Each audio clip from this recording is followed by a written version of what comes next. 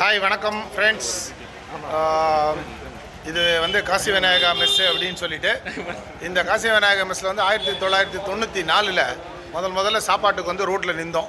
Token கொடுத்துட்டு jail மாதிரி மஞ்சள் டோக்கன் வெள்ளை டோக்கன் சொல்லிட்டு ஜெயிலில் சொல்கிற மாதிரி அப்படி நம்பரை போட்டு உட்கார வச்சாங்க. இங்கே ஒரு யூனிக்னஸ் இருக்குது.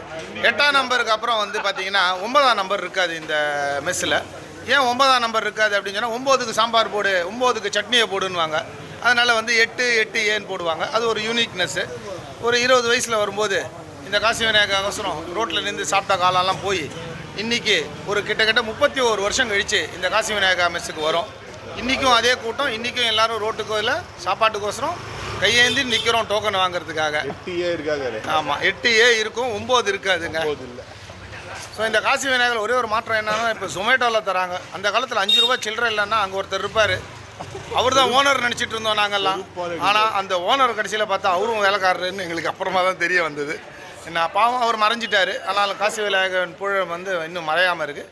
இப்போ பாருங்கள், மேலே ஜொமேட்டோ இருக்குது, ஸ்விக்கி இருக்குது, எல்லாமே சாப்பாடு தராங்க. ஓகே, அடுத்த பிளாகில் வந்து அடுத்த வீடியோவில் வந்து நீங்கள் சாப்பிட்ட பிறகு ஃபர்தராக போடுறோம் நாங்கள் வீடியோ.